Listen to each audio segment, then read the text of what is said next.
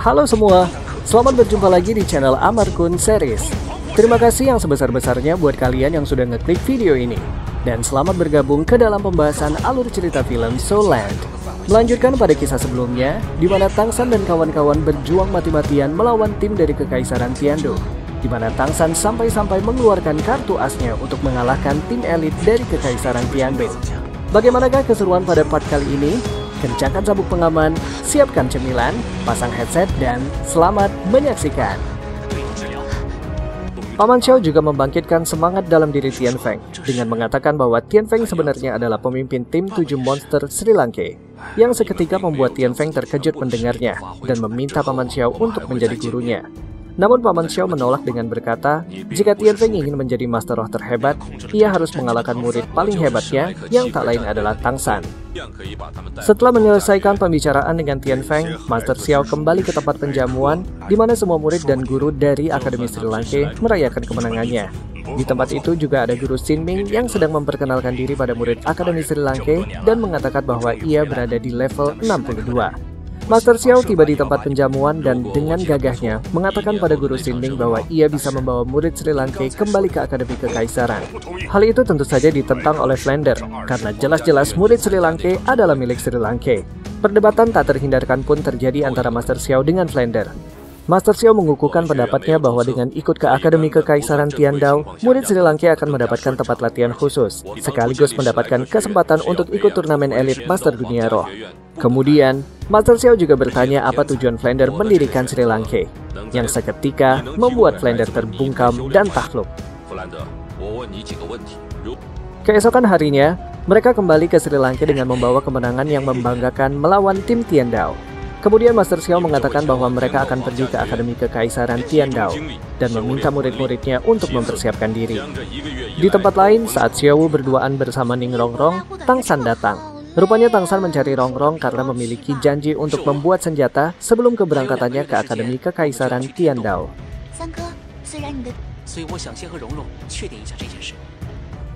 Pada suatu malam, Tang San memulai pembuatan senjatanya, sembari mengenang kembali pelajaran yang pernah ia dapat dari ayahnya yang mahir membuat senjata. Tang San mulai menempa besi panas itu dengan kekuatan penuh hingga sebuah cahaya keemasan memancar dan menimbulkan getaran hebat. Setelah berminggu-minggu ia berada di ruang pembuatan senjata, akhirnya Tang San pun keluar dan bertemu lagi dengan kawan-kawannya.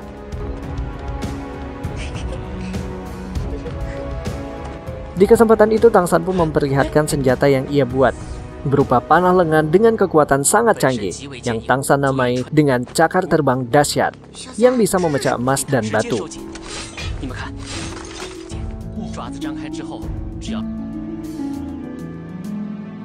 Terlebih cakar ketiga yang bisa menembus pohon terkuat sehingga bisa digunakan untuk memanjat.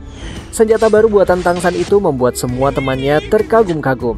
Mereka semua terkesima oleh kemampuan Tang San membuat senjata baru yang ia pelajari dari klan Tang. Hari itu pun tiba, yaitu hari di mana murid Sri Lanka akan berangkat menuju Akademi Kekaisaran Tiandou. Mereka semua pun memakan sosis terbang Oscar untuk pergi meninggalkan Akademi Sri Lanka dengan mudah, tanpa harus melewati medan hutan yang berbahaya. Setelah perjalanan yang melelahkan, mereka pun tiba di sebuah penginapan tengah hutan. Singkat cerita, mereka meneruskan perjalanan dan sampailah di ibu kota kerajaan Silves. Namun di kota itu, murid-murid dari Akademi Sri Lanka tidak disambut dengan baik. Mereka justru ditantang untuk bertarung di arena Silves, yang sekaligus menjadi pertarungan pertama mereka setelah istirahat selama 2 bulan setelah mengalahkan tim Kaisar Tiandou. Di arena Silves, orang-orang bersorak antusias menyambut pertarungan yang telah dinanti-nanti. Tetapi tim 7 monster Sri Lanka tidak bisa bertanding di sana, karena arena tidak memiliki lawan yang seimbang, yaitu tim roh emas level 30. Namun mereka masih memiliki kesempatan bertanding dengan tim level 40. Pada awalnya Flander menolak karena merasa tim lawan pasti mustahil ditaklukkan oleh murid-muridnya yang berada di level 30. Tetapi Master Xiao menyetujui dan malah menyarankan untuk memberi muridnya lawan tim level 40 yang paling brutal, yaitu tim Dewa Iblis yang terkenal paling kuat di antara tim level 40. Pertandingan pun dipersiapkan. Orang-orang berduyun-duyun masuk ke arena Silves untuk menonton pertandingan tim Dewa Iblis. Mendadak arena itu pun sangat ramai dan disesaki penonton. Sebagian besar penonton pun mempertaruhkan banyak uangnya untuk kemenangan tim Dewa Iblis.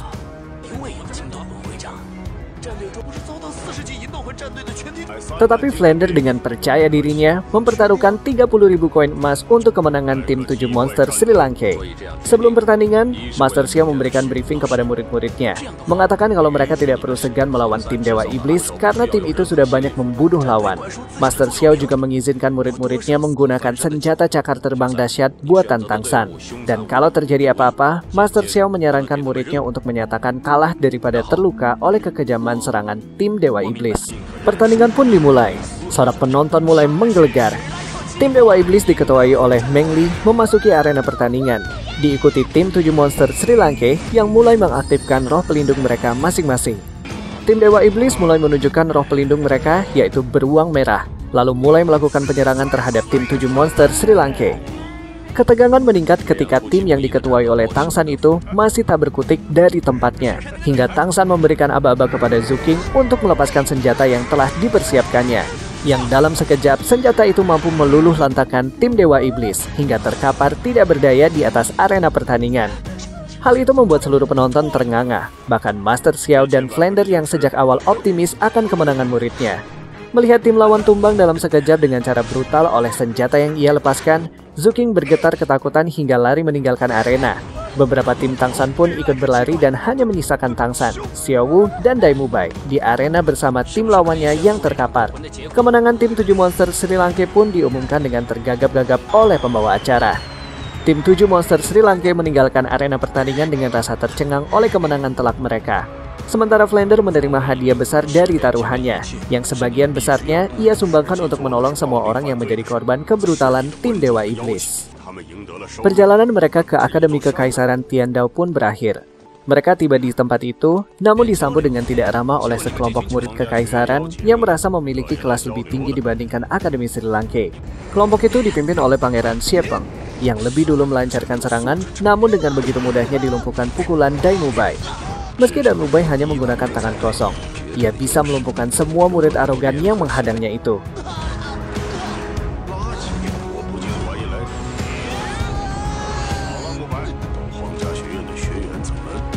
Guru Sin pun datang dan memberi hormatnya kepada gurunya dari Akademi Sri Lanka. Ia sekaligus memberi hukuman pada murid-muridnya yang telah menghadang Akademi Sri Lanka untuk masuk ke Kekaisaran Tiandao. Guru Sin pun membawa orang-orang dari Akademi Sri Lanka berkeliling-keliling, menunjukkan beberapa area latihan khusus yang ada di Kekaisaran Tiandao, yang sebagian besar muridnya adalah kalangan bangsawan dan juga pangeran. Namun keahlian mereka tetap tidak bisa mengalahkan murid dari Akademi Sri Lanka. Mereka tiba di kantor Dewan Pengurus Akademi Kekaisaran Tiandao. 3 orang pengurus pun keluar menyambut kedatangan Akademi Sri Lanka. Melalui kesempatan itu, Flander memperkenalkan diri sebagai kepala Akademi Sri Lanka yang memiliki roh pelindung burung hantu bersayap elang, tipe penyerang samping dan berada di level 78 Master Roh 7 Cincin.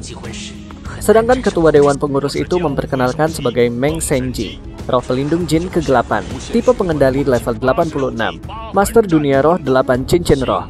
Dewan Pengurus kedua adalah Bai Baosan, roh pelindung Tungku Bintang, tipe pertahanan level 85 Master Dunia Roh 8 Cincin Roh.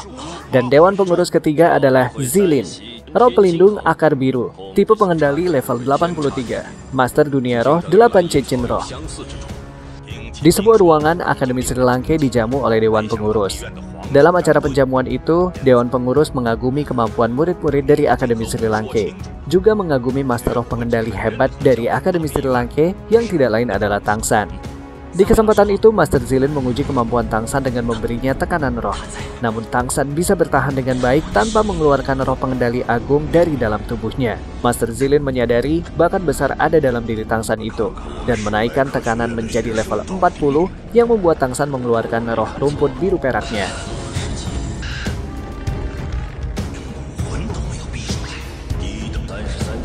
Namun tekanan Master Zilin tidak berakhir dan malah menaik di level 44. Yang akhirnya membuat Tangsan mengeluarkan tulang roh terlekat dari laba-laba beracun yang ia serap. Tanpa disadari, tekanan Master Zilin itu justru membuat tulang roh Tangsan menjadi satu dengan tubuhnya. Dalam artian, level Tangsan pun meningkat menjadi level 34. Di tempat perjamuan, tiba-tiba datang seorang bangsawan bernama Xi Xing yang ingin memberi pelajaran para Akademi Sri Lanka yang telah mempermalukan keponakannya, pangeran keempat dari Kekaisaran, yaitu Pangeran Siepeng, yang tadi sempat dihajar oleh Dai Mubai. Bangsawan Xie pun ingin menyelesaikan masalah itu dengan menantang Akademi Sri Lanka untuk melawan Tuan Dugu, yang bisa langsung mengalahkan Daimubai hanya dengan tatapan matanya yang berwarna hijau. Dugubo adalah master di dunia racun. Tubuhnya dipenuhi bau menyengat yang bisa melenyapkan makhluk hidup seperti serangga dan tanaman. Kekuatan Dugubo membuat Master Xiao merasa mustahil bisa mengalahkannya. Ia pun menyarankan agar Flander membawa Akademi Sri Lanka pergi meninggalkan Kekaisaran Tiandao. Namun, 3 dewan pengurus akademi mengajukan diri untuk melawan Dugubo demi memberi tempat untuk Akademi Sri Lanka di Kekaisaran Tiandao. Pertarungan antara ketiga Master Tiandao pun dimulai. Meng Senji mengeluarkan roh pelindung Jin ke-8, Bai Baosan mengeluarkan roh pelindung Tungku Bintang, dan Zilin mengeluarkan roh pelindung Akar Birunya.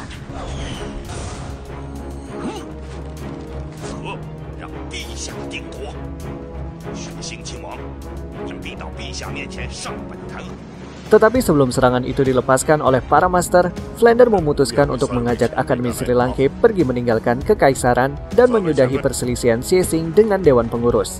Di kesempatan itu juga, Guru Sin memutuskan untuk mengundurkan diri dari Akademi Kekaisaran dan ikut bersama Akademi Sri Lanka.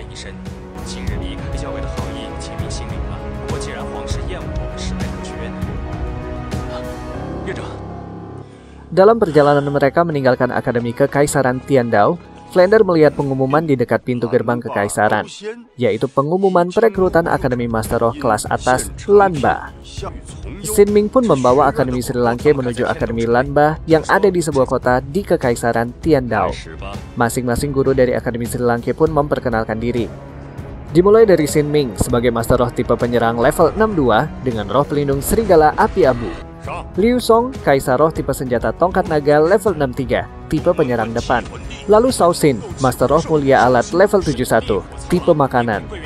Dilanjutkan Lu Sibin, Kaisar Roh tipe alat Otelo, level 66, tipe pengendali. Zhao Wuji, Master Roh mulia petarung beruang emas besi level 76, tipe penyerang depan. Dan terakhir, Frande, Master Roh mulia petarung burung hantu bersayap elang level 78, tipe penyerang samping. Setelah perkenalan diri yang mengagumkan itu, Akademi Sri Lanka dipersilakan masuk menemui Ketua Akademi Lanba, yang seorang perempuan bernama Liu Erlong, yang merupakan kenalan lama Flander dan Master Xiao. Liu Erlong merupakan bagian dari segitiga besi emas, seorang titik pembunuh. Hal itu membuat semua murid Sri Lanka terkesima dan menundukkan tubuh untuk memberi hormat pada Liu Erlong. Kecuali Master Xiao yang tampak canggung bertemu kembali dengan Liu Erlong setelah 20 tahun tak berjumpa. Di meja penjamuan, secara mengejutkan Liu Erlong menyatakan bahwa ia menyerahkan Akademi Lanba kepada Flander yang menjadi bos dari segitiga besi emas. Sekaligus, ia akan menggantikan nama Akademi Lanba menjadi Akademi Sri Lanka. Hal itu tentu saja mengejutkan semua orang, termasuk Flander sendiri. Tetapi Liu Erlong bersikeras melakukan hal itu dan menjadikan dirinya sebagai wakil ketua Akademi, sedangkan Flander adalah ketuanya. Di saat semua orang tengah mengikuti pesta penjamuan, Master Xiao mengajak Tang San pergi ke sebuah danau. Ia menceritakan sebuah kisah 20 tahun silam tentang seorang pemuda yang lemah, seorang pemuda yang kuat, dan seorang gadis jelita yang berada dalam tim bernama Segitiga Besi Emas.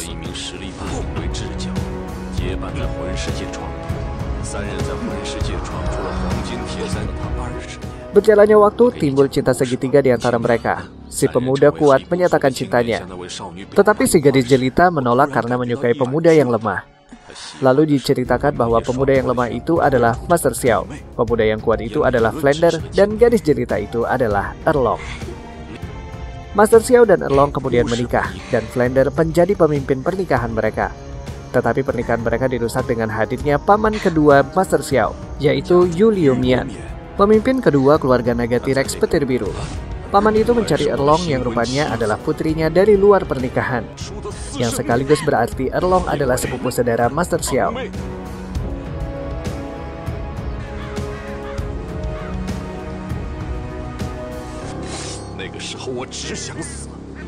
Sejak saat itulah Master Xiao melarikan diri dari Erlong selama 20 tahun lamanya, hingga hari ini mereka berjumpa lagi.